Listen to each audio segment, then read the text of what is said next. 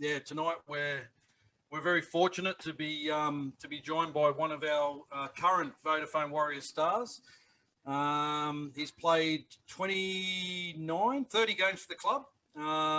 He's Warrior number 233. Welcome to the show, Chanel Harris-Tavita. How are you, bro? Welcome. Hey, brother. I'm good, thanks. Thanks for having me on. No worries, bro. No worries at all. No worries, mate. Thanks heaps for joining us. We'll get straight into it. Can you tell us a little bit about where your rugby league journey began? So tell us, where did you grow up and where was your junior club? Yep. So I grew up in a small suburb called Pakuranga, which is just at east of Auckland.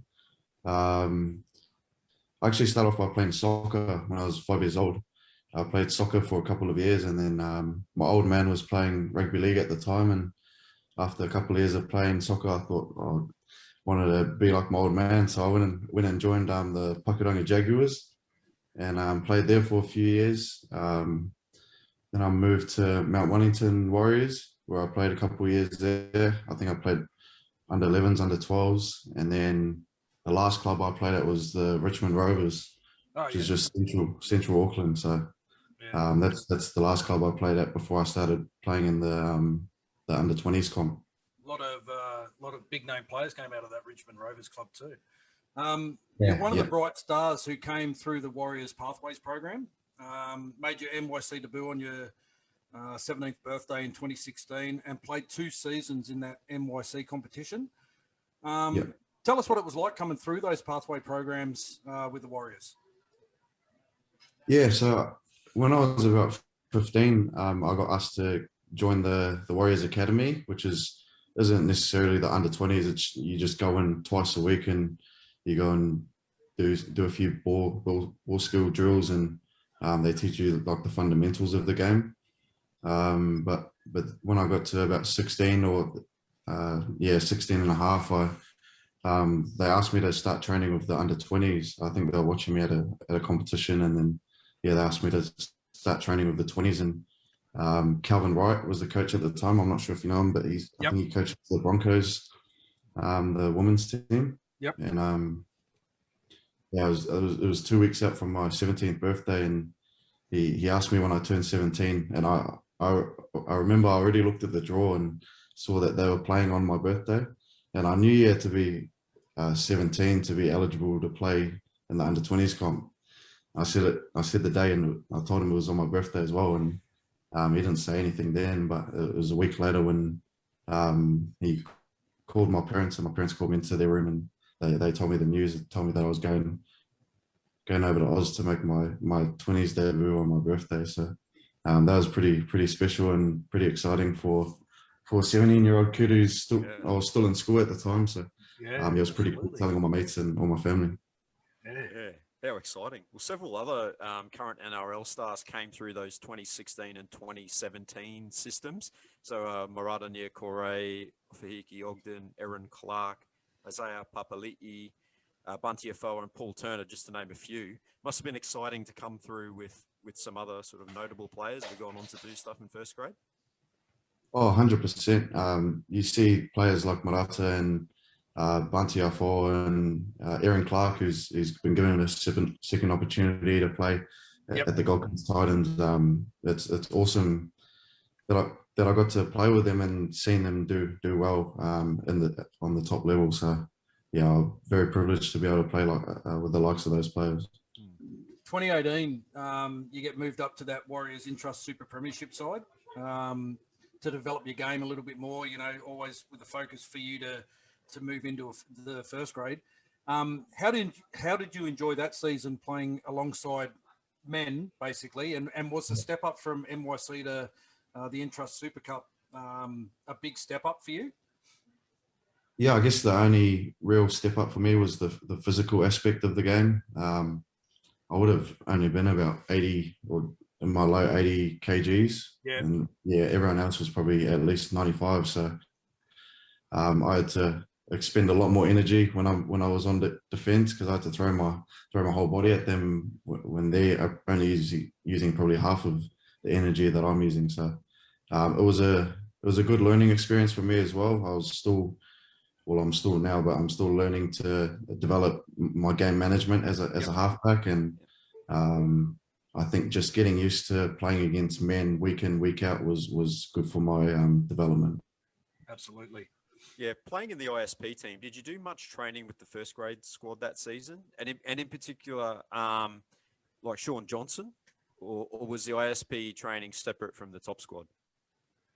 Yep. So that was my first year training full time with the team. So I'd train all week. That was basically my job, was to play footy from that year onward. And I got to train with Shawnee. Mason Leno was still there. Yep. Trained with him. There were about 8 halves in front of me at that point, so there wasn't too much pressure. I was just playing footy in the cup side, and wasn't really pushing for an NRL spot. I was just having fun, and I had a lot of good teammates around me. Hayes Perham was one of my close mates coming through the grades. Lewis Susamia, he came up through the 20 system as well. I was pretty close with them too, and I was just having fun. It was a great time. You got selected to represent the junior Kiwis in 2018 in a game that was probably best remembered for that scorpion kick, which you did, that set up Isa's try against the junior Kangaroos. Was that something that was just off the cuff, or was that something you'd practiced, or because it was an amazing piece of play? Yeah, it's just one of those things that I did every now and then at training. Ever since I was probably, when I first started playing at the Jaguars, I would just go around and put the ball behind my back and just flick it over the top and see if I could catch it. And something I just do like a couple of times every week. And then I don't know what I was thinking, but I think it was last tackle. It was last tackle. Nothing was on. So I just thought, what the hell? And I was lucky that it came off, because I probably would have got pulled off by the coach if we didn't. Nice little trick shot. Perfect. So that's something that's put it back in the back pocket now, mate. You're not going to pull that out in an NRL game? Like, say, this weekend? Nah, I remember it was the next year when Mooks was the coach. Yeah. And I did it at training, and we scored off it. And he sprayed me after training. I would never do it again, so I haven't done it since. Yeah. Oh, well, interesting. Well, prior to the start of the 2019 season, Sean Johnson is surprisingly released, and both yourself and new recruit Adam Kieran are named as 2 guys to possibly replace him in that season. How did his departure affect you personally? I think it just gave me an opportunity to really knuckle down on my game and try and develop myself and put my best foot forward so that I can try and play in the halves as a genuine first grader. And I actually wasn't expecting him to let go of Shawnee. I don't think anyone was, bro. No. Yeah. We're all blindsided. Yeah. I was just looking forward to playing another year of cup and putting on a bit more weight and trying to develop my game. But yeah, when he left, there was sort of an opportunity for Keggs, Hayes Perham, myself to really step up and try and push for that number 6 jersey, because Greenie was the halfback at the time. And I remember that preseason like it was just yesterday. It was probably the hardest I've ever worked. And full credit to Keggs. He started off really well in that first round, and unfortunately just for some reason didn't get picked in the 4th or 5th round. And that gave me the opportunity to just have a jam. Yeah, well, I was going to say, AK got the nod ahead of you that season. And I suppose the other thing too was we lost Mason Lenore a couple of weeks before, like to Newcastle a couple of weeks before Shawnee was released. So it really did open up an opportunity for you guys. AK got the nod. But after successive losses, you get named to make your first grade debut in round 4 against the Gold Coast Titans, which was a game that we won.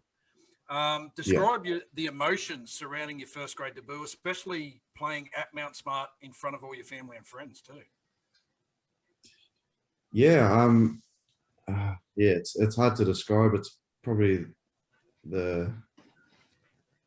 it's the most memorable part of my career so far. Debuting, I was lucky enough to debut in front of my family and friends back at Mount Smart, and I remember coming off the field and just looking to the crowd, and I saw all my family and friends in one spot. Yep. And I just broke down in tears. I just started thinking about all the things that they did for me to get to where I was, and I couldn't be more grateful for the small circle that I have.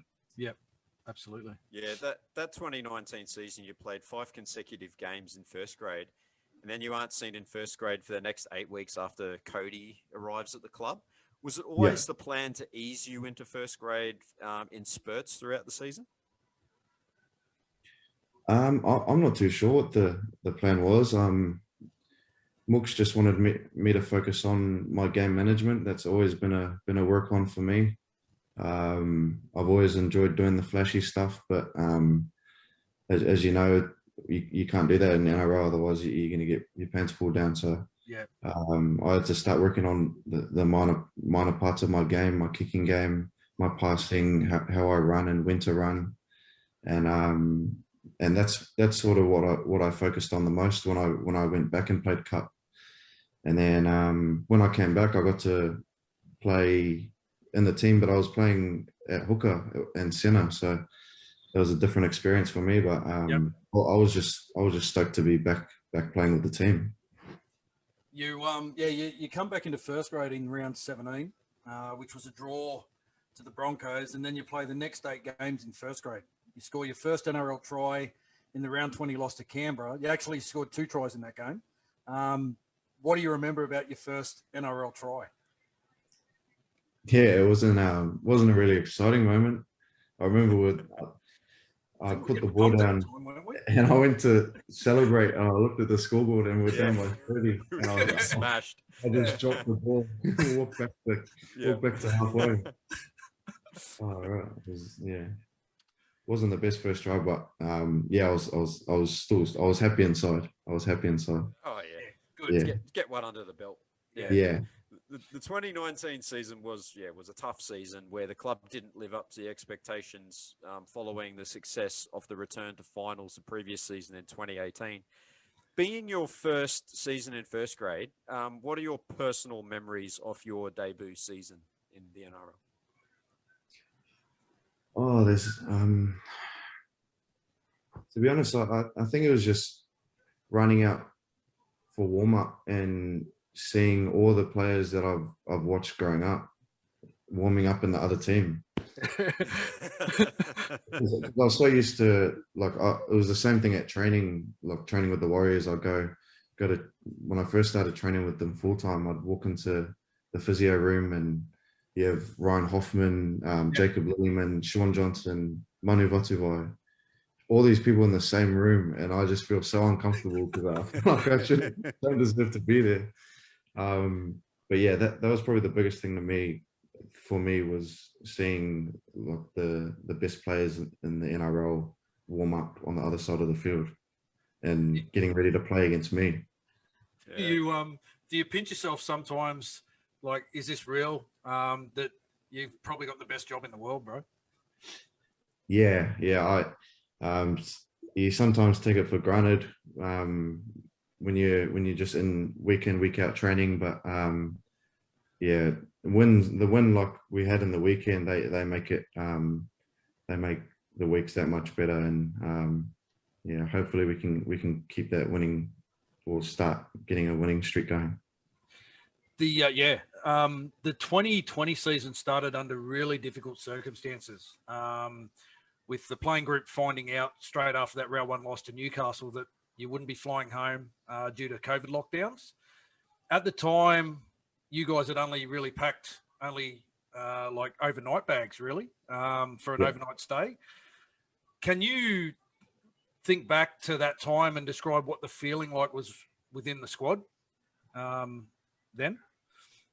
Yeah, I remember coming off the field playing when we played against Newcastle in round one, and the Mooks addressed the team about the game and talked about certain areas of improvement. And then Cam swapped seats with him, came and sat down, and we were looking at each other like, what's going on here? Like, this will be pretty serious. And then he broke the news to us, and as soon as he finished talking, all the boys just got up and went straight to their phones and started calling their families, telling them that they're not sure if they're going to be home or not. So it was pretty sad to see. There were a lot of partners. Well, I heard there were a lot of partners back home just in tears because they're not sure when their partner's going to come home from work. And Yep. We were unsure of what was happening with the borders. So and the NRL as well. And yeah, it was pretty sad at the time, but we're lucky we got a pretty solid group. And yeah, it was a tough time for a lot of, not just us, but everyone everyone all over the world. Yeah. Yeah, it was pretty weird. Yeah, well, we played the second game on the Gold Coast against the Raiders before going home. But one thing I noticed between the first and second round is you cut off your signature flowing locks. Yeah. Was there a special reason for that? It was too hot. It was way too hot. Right. Yeah, that's why I cut it. But I think I'm going to grow it back out. Oh, really? All right. Yeah. Gonna have a Samson effect when your hair grows back, and hopefully. Yeah. Yeah, that's the plan. Well, the But competition. yeah, no, I just cut it. It was getting way too hot. There were a couple of barbers coming in where we were staying at in Kingscliff. Yep. And I was sitting there watching the boys get a haircut, and I was like, oh, it would feel so nice if I just cut my hair right now. And I ended up cutting it, and when I had a shower, it was the best shower I've ever had because Really? it actually washed like my scalp. Yeah. And I felt warm water on my head, and then it was dry in 5 seconds afterwards as well. Don't have to dry it for half an hour, but it was good. Pantene sponsorship or something. Yeah. Yep. Well, after that, the competition goes into shutdown and the squad returns to NZ, and NZ goes into full lockdown. Can you describe how difficult it was going back to NZ and then, going straight into lockdown? Yeah, I think the main thing was the uncertainty around everything. We probably had about 40 Zoom calls between when they ended or they suspended the comp and when it started. I remember on the Viber chat every day asking what's going on, what do we do for training, when are we going back to Oz, and we were lucky that Peter V'landys committed to a date, and we sort of just flew back over not knowing what was going to happen with the families and whether they were going to get over or not. So yeah, it was just a lot of uncertainty around the living situation and families. Was it like doing a lot of your training by Zoom calls and then you're doing solo training because New Zealand was in full lockdown, not like we were here in Australia. Extremely unusual circumstances for a team sport. Was it difficult to stay motivated, especially when there was so much uncertainty around how the comp restart would affect our team in particular? Oh, 100%. Yeah. Some days I wake up and I'm just like looking at the training schedule, like, when am I going to do this? My bed's right next to me. I just want to lie in bed all day. Yep. But it was good. Like the boys, we have different color groups, so we're split into 4 different color groups, and we're pretty active on the group. All of us posting photos and sending videos of everyone training. So I guess in that regard, we're sort of tight. And yeah, we just needed to stay fit because we weren't sure when the comp was going to resume. Was it the color groups you're talking about? Were they position specific? Like, was it? Nah, they're totally random. They're randomly picked. Yeah. Yeah, the comp gets the green light to restart, and as you said, you fly back to Tamworth for the 14-day isolation. After the 14-day period in Tamworth, the team shifts to Terrigal, and you set up base there, and you play the home games out of the Central Coast Stadium. How difficult was it in those early weeks to be away from home? Yeah, they were probably the toughest weeks because we weren't sure when the families were going to be allowed to come over, because they didn't get the exemption to come over. Only we did. But we were promised that the families were going to get an exemption, and as soon as they did, then they'd fly over. But in those first few weeks, we were sort of looking at each other like, when's this exemption going to get approved? Yeah. And then it didn't end up happening. And yeah, and it was my first time moving away from home as well, so that was a new experience for me. Yeah, it was. Yeah. Can you describe what life inside that COVID bubble was like? Because, like I said, for most of us, once the comp got started around that time period, for most of us, it was our lives were going along pretty much as normal. Yeah. You guys were living in this really tight bubble. I remember seeing news stories and videos that you had to go and set up like fencing at the gym before you did your gym sessions and all that kind of stuff. Yeah. So pretty much when we got to Terrigal, the only thing we could do was go to training and go back home, and that's all we were allowed to do. We weren't allowed to go to a cafe, restaurant, go out and have dinner with one of the boys. We sort of just had to keep ourselves occupied in our rooms, and yeah, it got really boring for the first couple of weeks, but then they started to ease the restrictions as the COVID cases dropped. So we were pretty lucky. Yeah. When the season restarts, we have a win against the Dragons at 18-0 and a 26-0 loss to Penrith and a 37-26 win against the Cowboys. And then our next game is a 40-12 loss to Souths. And after that game, Steve Kearney is sacked. As fans, we were all blindsided by that decision. It obviously must have been a massive shock to the playing group too. Yeah, yeah, that was a huge shock actually. We had just lost against the Rabbits that night. I'm not sure what day it was exactly, but Friday. Yeah, it was the next morning. We had a video review. We usually do a video review the day after we play, and we're waiting in the team room for the coach to come in. And I remember Jazz tapped me on the back and showed me an article on Instagram, and it said that Mooks had been sacked. Yep. And I was like, what the hell? And he walked in like 10 seconds later and broke the news to us. And yeah, it was pretty stink the way it happened. But yeah, it's the NRL's a business, and it can be brutal at times. But yeah, Mooks was a great coach, and an even better bloke. So and it's good to see him doing well with Melbourne at the moment. Yeah, for us as fans, it kind of like the decision seemed to be at a really weird point in time because of the fact of what you guys were going through, living away from New Zealand, having to base yourselves in Australia, and Mooks was almost like that father figure that was kind of holding everything together. Yeah. So as fans, we actually feared that was going to be the massive undoing of the squad, and that guys would want to return home and not continue to play any further. But luckily enough, it didn't pan out that way. Yeah. Todd Payten's given that interim coach's job.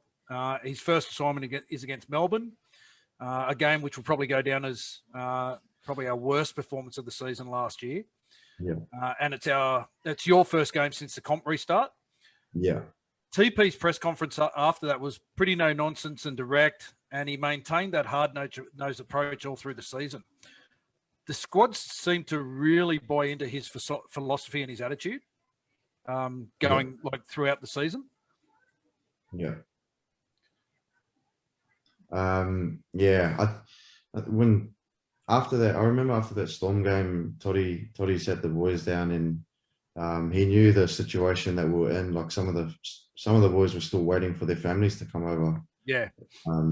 But yeah, they still couldn't get the exemption. So Toddy sat us down, and he sort of said, look, we can sit here and feel sorry for ourselves, go through the motions for the rest of the year, or we can knuckle down and we can show everyone what this club's all about, and become a club that everyone can be proud of. Yeah. And from that point onwards, everyone started enjoying everyone's company. Yep. And the boys whose families couldn't come over, they ended up going home. I think it was Ken and Fuss and King Wuniawa. Yep. Ignatius Parsi. Yeah. Ignatius Parsi, yeah. Yep. And the rest of the boys just knuckled down and got to work. And I think it showed in a few of the performances we had back in the back end of the year. Yeah, well, as you just touched on, we had the appointment of Todd Payten after that Melbourne Storm game, had a bit of a rally, and we had a really strong win against the Broncos. And then we had the two losses, as you mentioned, Ken, Fuss, Parsi, and King all returned to NZ. But did that, not to put you on the spot, but did that decision have any effect on the squad in any way for those guys to go home? A little bit. I think for them, they needed their families, and we could sort of sense a feeling of, I'm not sure how to describe the feeling, but you could tell that they were a little bit down about their situation. Yep. They were at training, and you can't blame them. Like they've come to a different country, not knowing if their family's going to come over, and they've got to keep trying to get up for one of the hardest games in the world every week. So I think it was a good decision for them to go home and be with their families, because if you're not going to be here mentally, then there's no point in turning up to training or anywhere really. Yeah, they I think it was documented. I think Ken had just had a child, or his partner had just had a child, and Fuss's partner was expecting. Ignatius's partner was raising 4 boys on her own. So their focus was obviously on their family and not footy. And I mean, let's face it, family is the most important thing, isn't it? Yeah, 100%. It was great because there was a period of last season where you guys were playing in empty stadiums, no fans. They had the fans in stadiums and what have you. And eventually, fans were allowed to come back to the game. We as Aussie-based fans, we don't get to see you boys play as much as live as much as we'd like to, because we're always the away supporters. From a selfish perspective, it was great for us to be able to experience a little taste of what it was like to be a home fan up on the Central Coast. Being isolated from your family and friends, was it nice knowing that there was that core group of fans that kept rocking up week in, week out to support you guys whilst you were living away from home? Yeah, I think having that community away from home really helped bring us home in the back end of the season. I love turning up to Central Coast Stadium, and even if there were only 50 fans there for the Warriors, it was just cool to see some people cheering for us. And as a team, we're really grateful for all the supporters that we not just had last year, but have continued to support us this year. Yeah, the crowd's gotten bigger this year, though. Yeah, it has. Round 16 was a very special game because the club took the game against Newcastle back to Tamworth to thank the fans and the town in general for its support throughout the year. And it was our best win of the season last year. What are your memories of that game and the support that Tamworth showed to the team? Yeah, I just remember it was it was pretty special for us because, like you said before, they looked after us when we were doing our 2 weeks isolation, and it was a big travel day for us. We traveled in and out on the same day, and we needed to get a result, and everyone turned up and did their job, and it just goes to show if everyone's doing their job, then we're a pretty decent team. Yeah, absolutely. Round 17, we play Parramatta, and although we lose the match 24-8, and it's probably best remembered for the two tries you scored that day, your second try is off an RTS break through the middle and you backing up, but that first try is a miracle try from like 13 passes and 2 kicks. Tell us what you remember about that try. I don't remember. I just remember chasing the ball everywhere. I was so tired. I remember I was so tired. I put the kick in and I was just moving because we get told to keep moving until we get the ball or until they get the ball. Yep. And then the ball ended up in my hands. I threw it, ended up getting it back, threw it again. Yep. I saw Neff, Cody Nikarima coming back with the ball, and I just started pointing towards the post for him to kick it. And then, he put in a good kick, and I was lucky to get the bounce. Yeah, absolutely. It was one of the great Warriors tries, that one. A throwback to the old days. Yeah. The round 18 loss to the Sharks effectively ends our semi-final dream that season, though. How hard were those last few rounds, knowing that there'd be no semi-final fairy tale and that you still couldn't go home for another couple of weeks? I think it was when we knew that we weren't going to play in the finals. There was most of the boys just felt like going home, but we wanted to finish on a high, and we were lucky that we did that. But I know in the back of my head, I just wanted to go home and see my family and see my mates, because I hadn't seen them in about 5 months. So for us as a team, we sort of had to just focus on the last few games to finish on a high. Yep. And because we knew Toddy wasn't going to be there next year, and we wanted to send him out on a high as well. I think we did that. Yeah, absolutely. I was fortunate enough to be at that final game of the season against Manly. The team really put on a show for their home fans that day. It ended up being a pretty emotion-charged day, with Andrew Abdo being there to acknowledge the sacrifices of the squad, and the video display of rival players thanking the team, and a video farewell to the departing players, and then that haka to Adam Blair was a real highlight. The next day, the team broke from camp and finally returned home. Describe those feelings for us, especially having lived with each other for the previous 5-6 months. I think more than anything, everyone was excited to go back to New Zealand.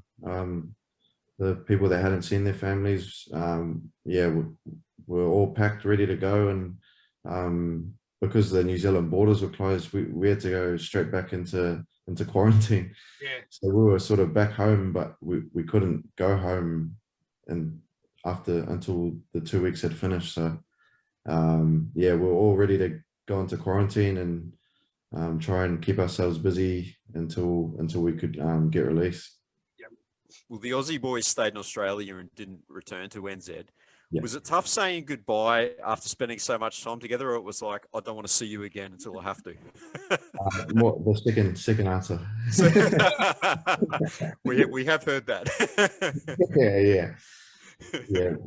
When you're all living in the same complex, you're living in each other's pockets, and it was just good to break away. And I guess that's probably one of the main reasons why Wade and I stay a couple of minutes away from we still stay close to the complex, but we've got our own space, and that's probably one of the main reasons why we're staying here. Are you the only two that aren't staying in the Star of the Sea complex at Terrigal? So Bailey Surinam lives by himself. Okay. And Ewan Aitken lives with his partner. Okay. Yeah. Yeah, they're both outside of the complex. Bailey's there all the time, though. You see him in Sean O'Sullivan's cooking videos. Yeah, he gets lonely. When there's no 3 girls over, he gets a little bit lonely. So the 2021 preseason commences with 2 separate squads training in 2 different countries. That must have been a pretty strange and unique experience for everyone.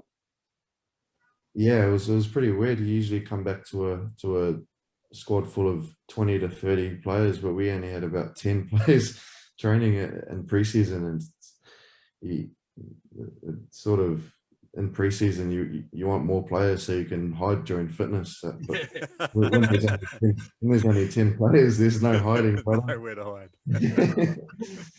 But yeah, it was a different experience. We were doing this. We do this fitness test called the Bronco, which is 20, 40, 60, or 20 back, 40 back, 60 back times 5. Yep. And I remember we'd just be competing with the Aussie teams times. They'd send them over every couple of weeks, and that that little bit of competition was pretty cool. Yeah, good. Well, two groups came together in January to spend the preseason in Tamworth and then relocate to Terrigal for the season. Yeah. How was it this time round? I'm guessing that it's a much better situation compared to the uncertainty of the previous year. Yeah, I think the only thing it was bloody hot. Say that. It was looks hot. so Yeah. hot. Yeah. It was Tamworth in summer. yeah. Yeah. Oh, 30. I think it was at least 30 degrees every day, Yep. and we train at peak temperatures, like from about 10 till 12. Ooh. Just getting flogged, running, Belter. tackling, running. Oh, yeah. But I guess it's good for us because we got to acclimatise to the Aussie heat. Yep. Which is something we've never done before because No, that's right. Yeah, Mm. absolutely. Yeah, true. we usually do preseason NZ. So yeah, might have helped us, might not have, but yeah, it was a tough month, but it was pretty cool because we're all together. Moving forward, do you think that's something that the club might do every year? Like just because the beginning of the season in Australia is in that like March, April time period is always a very hot start. It's still be very warm. Yeah, do you think it's something that they might do? Like, Yeah, I don't think it's a bad idea. Obviously something that the coaching staff and strength and conditioning team can talk about, and I'm because I've got no like kids or anything, so it's easy for me, but it's the ones with families who like if we go to Tamworth, they'll just be stuck in the hotel for the whole time. There's not much to do in Tamworth as well. All you can do is just take your kids to the pool, and that's pretty much the sightseeing in Tamworth. But yeah, it's easy for me, but it'll be different for everyone. Yeah. We do love you, Tamworth. Those thank you for putting the Yeah, we love you, Tamworth. 2340. Living as a community with your teammates for the second season in a row, you guys must really make some really strong bonds and connections with your teammates that you probably ordinarily wouldn't make if you weren't all living together. Yeah. Because we don't have our mates that we usually hang out with away from footy. We sort of just we've only got us, so on our days off we'll catch up. We've got a little breakfast club that we go to Bricky once or twice a week and just catch up and have coffees, drink about 8 coffees in the morning, and go for a swim. And yeah, it's pretty cool. We've got a good bunch of boys, which makes it easy. Terrigal's not a bad place to be spending your time either, is it? Nah, yeah, 100%. With Nathan Brown as head coach, you've effectively had 3 coaches in 3 seasons. So can you tell us about his coaching style? And can you also tell us what type of influence Phil Gould has been during the off-season and the start of the season? Yeah, Nathan Brown's he's straightforward and he's honest, and that's what you need. He's probably one of the smartest coaches I've had in terms of footy. He watches about 48 hours of footy in one day. Yep. Every time I see him, you watched the game last night, man? You watched the game? He's a good man.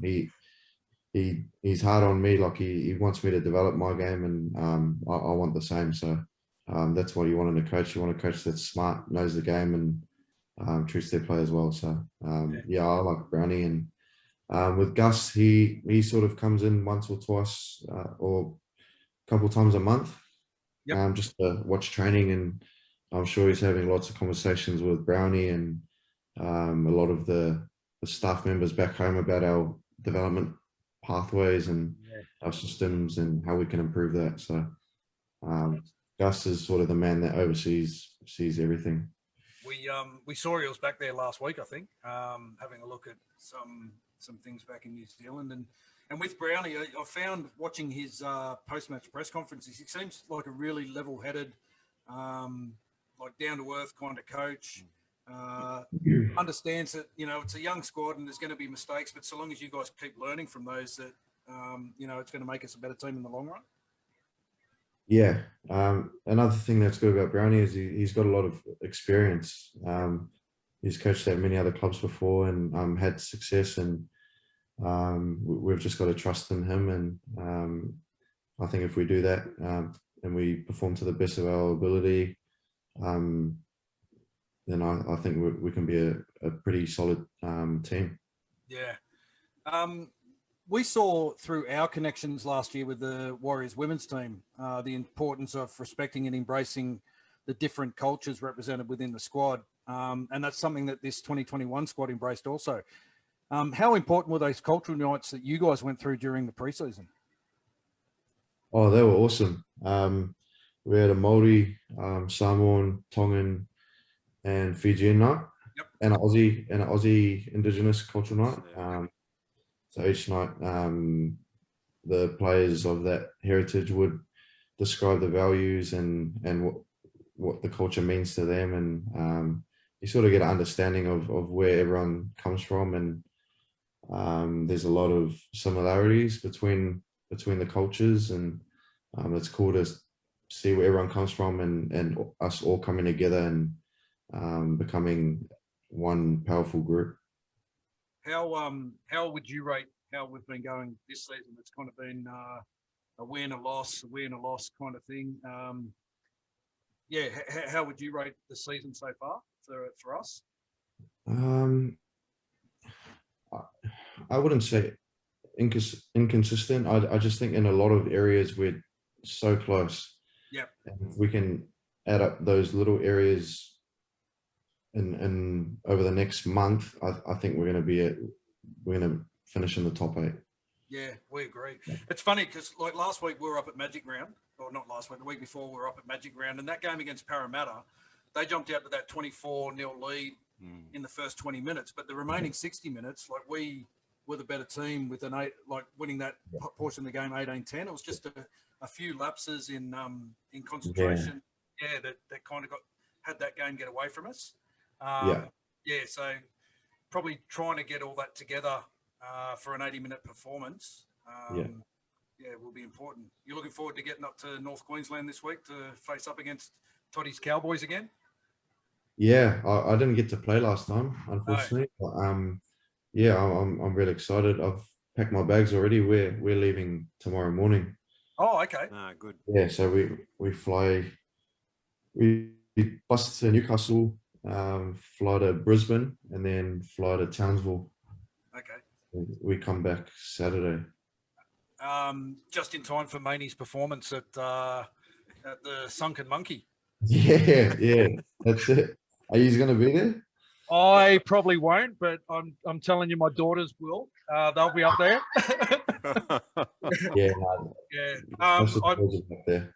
I love what Maney's doing, but that mate, I think he said he's going to be on at 11:30 at night. That's way past my bedtime. Oh yeah, me too. I don't think I'll be going, but yeah, it'll be a good night though. It'll be a good night. He's very talented, Maney. He's good at a lot of stuff. Yeah. He's very talented. I mean, don't be right. I've listened to his stuff. On Spotify. Spotify. He's very, very good. Yeah. All right, Chanel, I'm going to change the pace. I'm going to ask you a few questions that we ask all of our guests. So just a few quick fire questions here while Mark scrolls through for some questions from our viewers. Start off, who is your toughest teammate? Toughest teammate? Oh, I hope he doesn't see this, but Tohu Harris. Yeah. Oh, okay. Yeah. Cool. Why do you hope he doesn't see it? Because I hate giving him compliments, but he's just too good. It's funny you mentioned him because he usually appears in another one of the categories that I'm going to ask you. But anyway, we'll get to that one. Yep. Who's the most professional in regards to game prep in the squad? Roger. Oh yeah. By far, yeah. He's always got like 8 pairs of new boots lined up every game.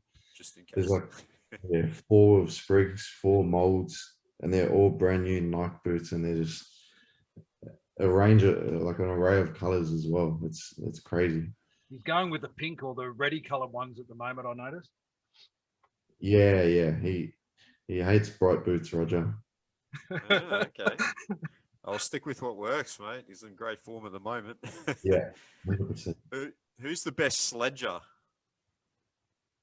Oh, I haven't really heard anyone sledge. We don't have like a really grubby team, to be honest. No. I reckon if I had to choose, it would be Jazz. He doesn't really sledge, but he's just a grub.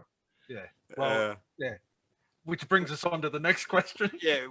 Well, who's the biggest sledger in the opposition, actually? Yeah. Oh,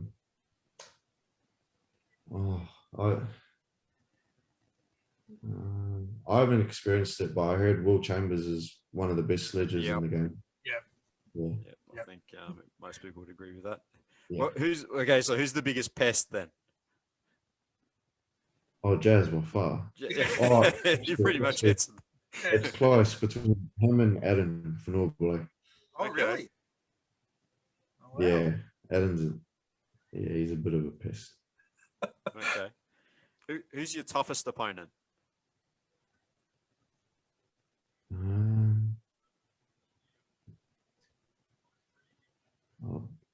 Luciano Leilua was pretty tough on the weekend. I'm still sore from that game. Yeah. One of the toughest players I've had to tackle was probably Cohen Hess. Oh, yeah. Yeah, that was my first year playing first grade. And we played them, I think it was my third or fourth game. And my name must have been on his tip sheet to just run it, because he ran at me the whole game. And I was so sore afterwards. Couple of guys. He's extremely hard to tackle. Yeah. A couple of guys have made that mistake of running at you. You've got a pretty big defensive game on you, though, bro. You've made some big hits in your career. Yeah, I got to stop doing it. I'm gonna shorten my career. I need longevity. Yeah. Oh no, we love it. It's great to watch. Who is the best trainer?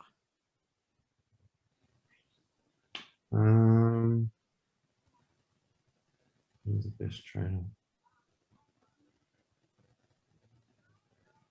I reckon Wade Egan's up there. Yeah. My roomie, he trains pretty hard. The new kid, Walshy. Yeah, I was going to ask you about him. He's just full of energy, bro. Like, and I love it, because you're usually full of old people, like just going through the motions. But when you have a kid like that who's just joined first grade and he's killing it, he just comes to training on his tippy toes, just wanting to be in everything. Yeah. I love that kind of stuff. And they say he watches a lot of game footage too. Yeah, he's real footy smart. Walshy, he loves watching footy, which is good for us. Yeah, brilliant. Who's the team comedian? Oh, we got a few. Top three would have to be, I'll go Jazz, Adam, and Bailey Sirman. Oh, Bailey wow. Sirman, okay. We've been told Kane Evans. Kane Evans is apparently the joker. Yeah. Maybe top five. Yeah, top five. All right. What about the worst trainer?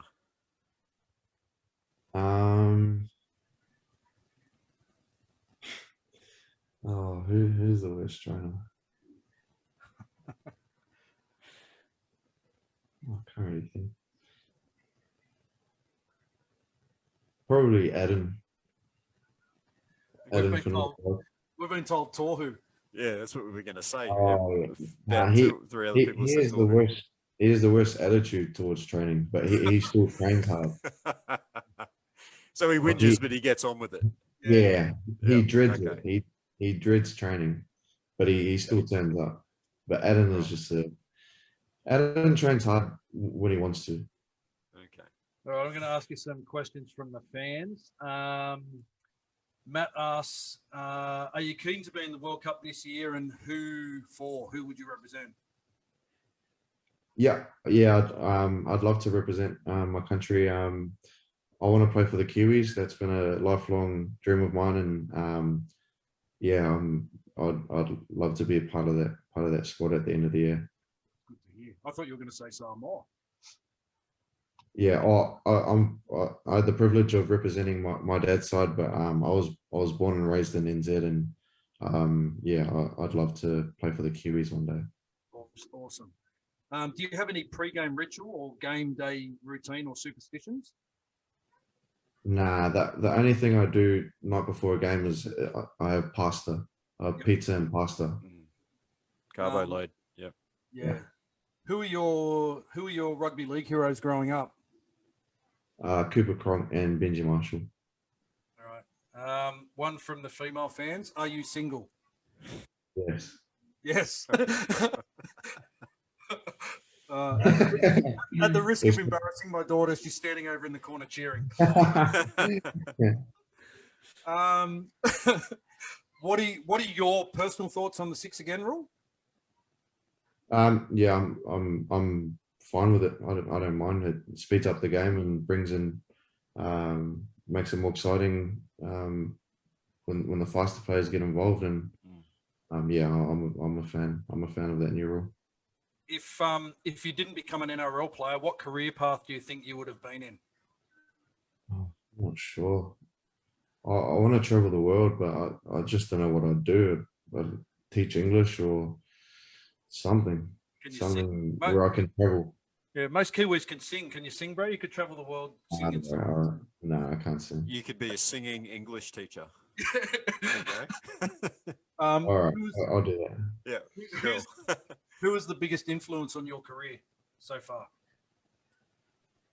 Probably my parents. Yeah, I think my parents, the way they raised me, they showed me that like nothing you have to work hard to get what you want in life, and since a young age I've always worked hard for everything, and if I wanted something, then I'll leave no stone unturned. So and I think my parents played a big part in my attitude and how I go about my life. And finally, what's the most memorable moment in your career so far? My debut. Yeah. Yes. Awesome. Bro, we want to thank you for coming on and chatting with us, giving up your time.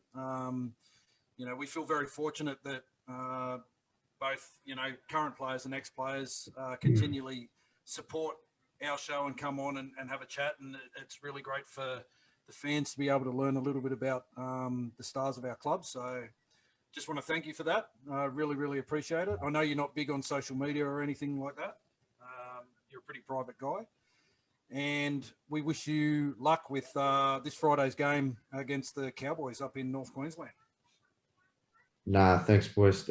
Really appreciate you having me on here, and yeah, appreciate the support and the crew that gets to all the games and gets behind us, and we need as much support as we can get over here. So thanks for all your guys' support. No worries, bro. We're looking forward to Thanks 2 very weeks much. when we take on the Melbourne Storm at Central Coast, where they're putting on the big Kiwi Coast party. That'll be a bit of fun for everybody. Yeah, that's exciting. Boys will be back from a week off, so we'll be ready to bang and hopefully put on an upset. With the week off, with the week of the bye, are some of the boys going to be going home to visit family that are back in New Zealand, or will you stay here? Or because our bye doesn't line up with Redcliffe's bye, we're gonna plan to go home on the second bye when both teams have the whole week off. Yeah, which is that's when they're doing the Origin weekend or something, isn't it? Yeah, so I think it's a couple of weeks after the Storm game. Yep. Yeah. Yeah, I think we got the Storm, Newcastle, and then we go into another bye or something like that. Yeah, so that bye week, the players that want to go back to NZ, they'll go for the whole week. Oh, cool. Awesome. Yeah. Yeah, that'd be great. That'll be cool. All right, bro. Get to bed. You got an early flight tomorrow. And good luck. We'll be watching. Yeah, best of luck with the game. Yeah. And we'll speak to you in a few weeks, brother. Thanks. Nice to chat. Too easy. Thanks again. Shop boys. Thanks, Chanel. Thanks, God. Thanks, mate. See ya.